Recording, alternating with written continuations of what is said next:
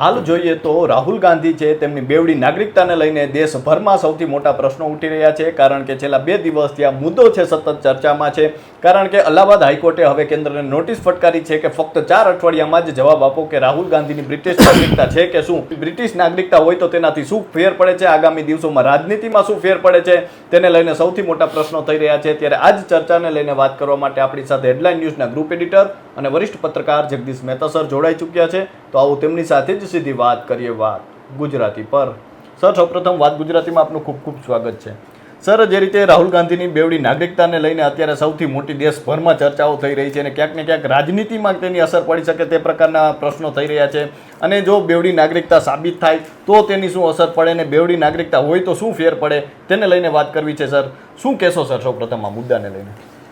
જો ભારતીય જનતા પાર્ટી એવી કોશિશ કરી રહી છે કે દોડવું હોય ને ઢાળ મળે એવું જો સામેથી કોઈ માણસ કરી દે તો આપણને શું વાંધો, આ ન રહ બાંસ ન બજે બાંસુરી. અત્યારે કોંગ્રેસનો આખો કુંબો, કહું છું, પક્ષ નહીં, કુંબો, એ બધામાં એક વસ્તુ નિશ્ચિત છે કે જ્યાં સુધી ગાંધી સરનેમ છે ત્યાં સુધી કોંગ્રેસ હજી અખંડિત છે. લખી રાખજો. હવે એ ગાંધી એ બધા એમ, એટલે મોટા ભાગનું ભારત, હવે તો આ બધું સોશિયલ મીડિયા થયું, પહેલાં નહોતું થયું ત્યારે બધા એમ માનતા હતા કે જેટલું પણ ગાંધીના નામે, ઇન્દિરા ગાંધીને લોકો મહાત્મા ગાંધીના દીકરી જ માનતા હતા, સમજો. ત્યાર પછીથી છેટ સુધી બધા માને કે મહાત્મા ગાંધીનો પરિવાર છે. હાલાકી એ બધી જુદી ઘટના છે, અલગ છે, પણ તેમ છતાં એ જે છાપ છે ગાંધી, ગાંધી સરનેમ જે છે એને કારણે તમારે રાહુલ ગાંધીને પણ બધા અછોવાના બધા કરી રહ્યા છે, કોંગ્રેસના દિગ્દિગંતો. કારણ કે એની જગ્યાએ કોઈ પણ આવે, ગાંધીની જગ્યાએ કોંગ્રેસના હાઈકમાન્ડમાં ખડગે આવે યા બીજા કોઈ પણ આવે, તમને કહું છું, સરનેમ ગાંધી ન હોય તેવા, તો ડખો થાય એમ છે. ગાંધી છે તો એની સામે કોઈ નથી, પણ માની લો કે ગાંધી, સોનિયા ગાંધી છે, પ્રિયંકા વાડ્રા છે, પણ એને તમે જો ગાંધી ગાંધી જ કહે છે. હાલાકીને લગ્ન થયા તો રોબર્ટ વાડ્રા છે, પણ તોય પ્રિયંકા ગાંધી, રાહુલ ગાંધી, એ ગાંધી સરનેમ છે. એની સામે આખા કોંગ્રેસમાં કોઈને વાંધો નથી, કારણ કે દેશ દેશાવરમાં આખા દેશમાં કોઈ એક સરનેમ કોંગ્રેસમાંથી જાણીતી હોય તો એ ગાંધી સરનેમ છે. પણ પછી જો આવે કોઈ સિંધિયા આવે કે કોઈ ફરણા આવે કે કોઈ ખડગે આવે યા કોઈ પણ આવે તો ડખો થાય એમ છે. કારણ કે પછીથી તો બધા બહુ બધા લોકો આકાંક્ષીઓ હોય છે, પણ એ કોઈ કાંઈ બોલી નથી શકતા. એનું કારણ એ છે કે ગાંધી સરનેમ, આખા દેશમાં એની ઓળખ આપવાની જરૂર નહીં. રાહુલ ગાંધી, વાત થઈ ગઈ પૂરી. 90% લોકો, હવે મેં કીધું એમાં સોશિયલ મીડિયાના કારણે ખબર પડતી જાય અલગ છે, બાકી બધા માને ભાઈ ગાંધી એટલા બધા મહાત્મા ગાંધી ની ગાંધી એમ. એટલે તમારી જાણ ખાતર એ જે આખી વાત છે કોંગ્રેસને એક રાખી શકવાની, એ તત્વનું નામ છે ગાંધી સરનેમ. એટલે ભારતીય જનતા પાર્ટી વાળાને તો ભૂતને પીપળા મળી રહે, માને પાછું કંઈક મળી રહે ને. સૌથી પહેલા તો સુબ્રમણ્યમ સ્વામી જે છે એણે આવી અરજી કરી હતી કે ભાઈ આ ભારતના નાગરિક રહી શકે એમ નથી રાહુલ ગાંધી, કારણ કે એની પાસે બ્રિટિશ નાગરિકત્વ છે, એટલે બ્રિટિશનું પણ નાગરિકત્વ ધરાવે છે. હવે એ સુબ્રમણ્યમ સ્વામીની છાપ એવી છે કે એ આવી રીતે બધા ઉંબાડિયા કરવા ટેવાયેલા છે, કલ્પનાથી તો. એટલે એ વાત એની જગ્યાએ રહીને હજી ઊભી હશે કોર્ટમાં. પણ એવી જ વાત 2024માં રાયબરેલીમાં જીત્યા ભાઈ રાહુલ ગાંધી. એટલે કર્ણાટકના એક વકીલ અને ભારતીય જનતા પાર્ટીના નેતા બે કોમન છે, એનું નામ છે એસ વિઘ્નેશ શિશિરે. એસ વિઘ્નેશ શિશિરે, એ વિઘ્નેશ શિશિરે એ કોર્ટમાં, અલ્હાબાદ હાઈકોર્ટમાં અરજી કરી કે ભાઈ રાહુલ ગાંધી ચૂંટણી લડવા જ લાયક નથી, જીતવાની તો વાત જ ક્યાં રહી, કારણ કે એની પાસે બ્રિટિશ નાગરિકત્વ છે. અને ભારતીય સંવિધાન જે છે એની કલમ 84/1 84/1 એની અનુસાર નિયમ છે કે આપણે બે દેશના નાગરિકત્વ ધરાવતો એ ભારતમાં માન્ય નથી. ભારતમાં ભારતનો જ હોવો જોઈએ, વાત થઈ પૂરી. તો જ ચૂંટણી લડી શકે, તો જ મતદાન કરી શકે, તો જ બાકીના બધા લાભાલાભ લઈ શકે. હવે એ જે મેં કીધું એસ વિઘ્નેશ શિશિર, એણે જે કોર્ટમાં, અલ્હાબાદ કોર્ટમાં અપીલ કરી, એમાં એણે પુરાવા તરીકે કેટલાક બ્રિટિશ ગવર્મેન્ટના ગુપ્ત દસ્તાવેજો એણે સામેલ કર્યા. કે જુઓ આ બ્રિટિશ ગવર્મેન્ટના જ ગુપ્ત દસ્તાવેજો છે, જેમાં રાહુલ ગાંધીને એમ પૂછવામાં આવ્યું હોય કે ભાઈ તમે ક્યાંના નાગરિક છો, તો એણે લખ્યું હોય કે બ્રિટિશ. હવે આમાં એક ટ્વિસ્ટ નાનું એવું કહી દઉં, આખો દેશ આ ટેકનિકલ એરર હોઈ શકે પણ શું છે એ કહું. અત્યારે દેશ દુનિયામાં તમે એક વાત હંમેશા કોઈને પણ પૂછો, બચ્ચાને, અને એ વાસ્તવિક છે, મહાત્મા ગાંધીનો જન્મ ક્યાં થયો હતો? આખું બ્રહ્માંડ કહે છે પોરબંદર. એમાં કોઈ સંશય ખરો? નહીં. આપની જાણ ખાતર કૃપાલસિંહ, આજથી કરીબન 15, 20, 25 વર્ષ પહેલા હું જ્યારે રાજકોટમાં નવો આવ્યો અને નૂતન સૌરાષ્ટ્ર નામના દૈનિકમાં નોકરી કરતો હતો, ત્યાર પછી મારા તથાકથિત સારા લખાણને કારણે ગુજરાત સમાચાર દૈનિકના જે તે સમયના તંત્રી અરવિંદભાઈ ગોસ્વામી એ પ્રભાવિત થયા અને એણે મને કીધું કે અમારા છાપામાં લખો તમે એમ.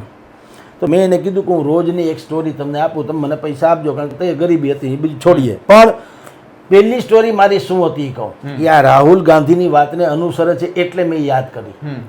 મારી પહેલી સ્ટોરી એ હતી, ગુજરાત સમાચારમાં છપાયેલી છે લાસ્ટ પેજ ઉપર, કે મહાત્મા ગાંધીનો જન્મ પોરબંદરમાં નહીં રાજકોટમાં થયો હતો.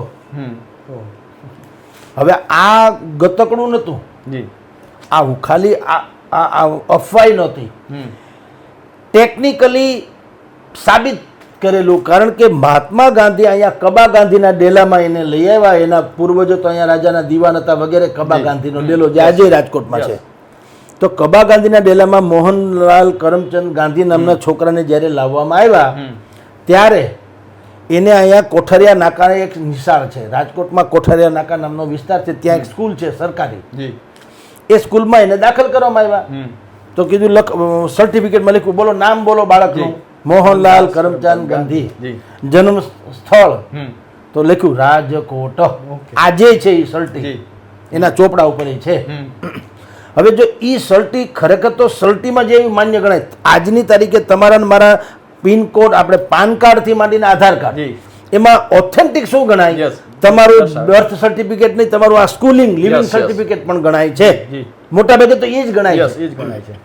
હવે જો એને ખરેખર હવે જો ગણવામાં આવે તો મહાત્મા ગાંધી પોરબંદરમાં રાજકોટમાં જન્માતા નક્કી થાય તો આખો ઇતિહાસ કેટલો પલટી જાય. તમે કલ્પના કરો, પોરબંદરમાં જે કઈ છે ત્યાંથી આખી રાજધાની અહીંયા આવી જાય રાજકોટમાં.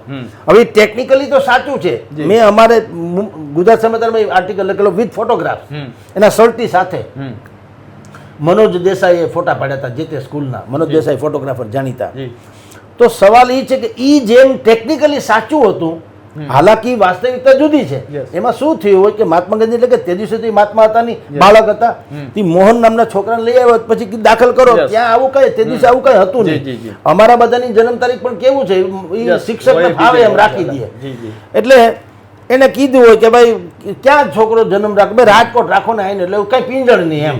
તો એમ કદાચ હોઈ શકે, પણ છે ખરું આજની તારીખે એવું આ રાહુલ ગાંધીમાં એવું અથવા એનાથી વધુ જાડું છે કે કોઈ કારણોસર એને બ્રિટિશમાં પોતે બ્રિટિશના નાગરિક છે એવું એને સ્વીકાર્યું હોય ગમે તે રીતે, તો એ સાબિત થયેલી વાત. એટલે કે અત્યારે ડોક્યુમેન્ટરી તો પ્રૂફ છે જ.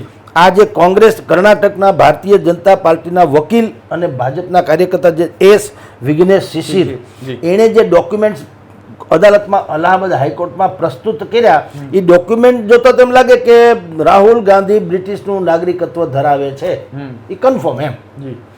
એટલે કેન્દ્ર સરકારને અલ્હાબાદ હાઈકોર્ટે નોટિસ પાઠવી કે ભાઈ આ શું ડિંડક છે, આનો ખુલાસો કરો. તો કેન્દ્ર સરકાર વતીથી સોલિસિટર આપણા જે હોય જનરલ સોલિસિટર, એણે એમ કીધું કે ભાઈ અમને 8 અઠવાડિયાનો ટાઈમ આપો, અમે તમને બાકીની બધી પૂછતાછ કરીને જણાવીએ. કોર્ટ ગરમ થઈ ગઈ, હવે 8 બાદ કાંઈ નહીં, 8 એટલે 2 મહિના થાય, 4માં જ પૂરું કરો, મહિનાથીમાં જ ડખો પૂરો થવો જોઈએ, હા કે ના. એટલે આ બધું વાત પાછી પ્રસરી. હવે આ તો ટેકનિકલ વાતો થઈ. હવે એ શું કામ છે ને શું થઈ શકે? મૂળ વાત એવી છે, મેં આપને પહેલા કીધું તેમ કૃપાલસિંહ, કે કોંગ્રેસમાં ભલે રાહુલ ગાંધીની બૌદ્ધિક ક્ષમતા ઉપર કોંગ્રેસમાં કેટલાક લોકોને અવઢવ છે, એમાં ના નહીં, પણ કારણ કે એની સરનેમ ગાંધી છે એટલે જગત આખું સહન કરે છે. હવે જો એ ગાંધીમાં ખાસ કરીને પછી પ્રિયંકાબેન તો સ્વાભાવિક જ વાડરા છે જ, એમાં કઈ સાબિત કરવું પડે એમ નથી. રાહુલ ગાંધી ગાંધી છે કારણ કે સોનિયા ગાંધીના દીકરા છે, રાઈટ.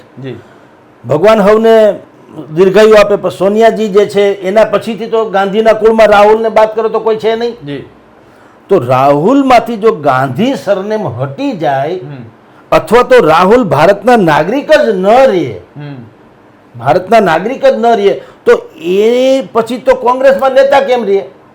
અત્યારે કોંગ્રેસમાં છે તો એની ગાંધી સરનેમને કારણે વિશેષ છે, જી તમે સમજી લ્યો. નહીતર કોંગ્રેસમાં કઈ બૌદ્ધિકોની કઈ કમી નથી. યસ કેટલાય લોકો સચિન પાયલટ થી માંડીને કોણ કોણ નથી, વિચાર કરો. યુવાન છે, શશી થરૂર જે છે એ પણ ઇન્ટેલેક્ચ્યુઅલ માંના એક છે. તો અનેક લોકો છે, પણ કારણ કે એની સરનેમ થરૂર છે, પાયલટ છે, સિંધિયા છે, ફલાણું છે, એટલે એનો મેળ નથી પડતો. તો માની લ્યો કે આ જે ભારતીય જનતા પાર્ટીએ આ જે હળવી કરી કે ઉંબાડિયું કર્યું, એનું કારણ એ છે કે જો એ ભારતની નાગરિકત્વ એને નાબૂદ થઈ જાય અને બ્રિટિશના છે એ ખબર પડી જાય તો બે વસ્તુ થાય. એક, એ ચૂંટણી લડી પણ ન શકે, મતે આપી ન શકે. તો અત્યારે રાયબરેલીમાં એ ચૂંટાતા ને વાયનાડમાં ચૂંટાતા ને બધી ચૂંટણી થાય રદ, ફરીથી ચૂંટણી થાય, આવું થાય તો. અને અત્યારે લોકસભામાં જે વિપક્ષી નેતા છે એનું પદ પણ જાય. એટલે રાહુલ ગાંધી ભારત વતીથી કાંઈ કરી શકે નહીં, ચૂંટણીને લાગે વળગે ત્યાં સુધી.